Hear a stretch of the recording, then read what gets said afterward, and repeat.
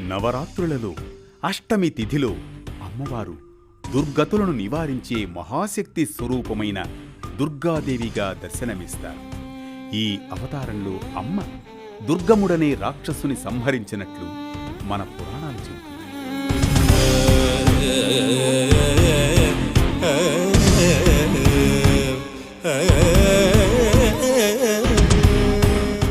పంచ ప్రకృతి మహాస్వరూపాల్లో దుర్గా రూపం మొదటిది.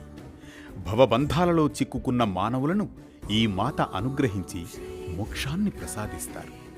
కోటి సూర్య ప్రభలతో వెలుగొందే అమ్మను అర్చిస్తే శత్రుబాధలు నశిస్తాయి, విజయం కలుగుతుంది. అమ్మ నామాన్ని జపిస్తే సకల గ్రహ బాధలు తొలగిపోతాయి. ఆరాధకులకు దుర్గాదేవి శీఘ్ర అనుగ్రహకారిణి. ఎర్రని బట్టలు పెట్టి, ఎర్రని అక్షతలు, ఎర్రని పుష్పాలతో అమ్మను పూజించాలి. దుర్గా సూత్రం పారాయణ చెయ్యాలి. ఓం దుం దుర్గాయై నమః అనే మంత్రాన్ని పఠించాలి, నివేదన చెయ్యాలి. దుర్గా లలిత అష్టోత్తరాలు పఠించాలి.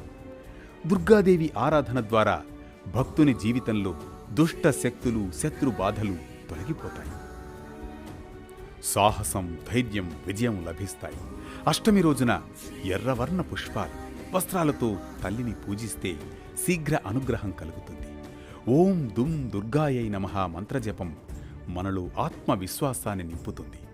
దుర్గా సూక్తం, లలిత అష్టోత్తర పారాయణం ఆత్మశుద్ధిని, గృహంలో శాంతిని ప్రసాదిస్తాయి. నవరాత్రి అష్టమి రోజున దుర్గాదేవిని ఆరాధించడం భక్తుల కోసం పరమరక్షణ కవచం. భక్తుల పరమరక్షణ కవచం ఇది. శరన్నవరాత్రి 9వ రోజున శ్రీ దుర్గాదేవిని ఆరాధించే విధానం, ఆంతర్యం. మరో భక్తి రాగం, ధర్మ దీపంతో మళ్ళీ కలుద్దాం రేపటి పరమార్థం.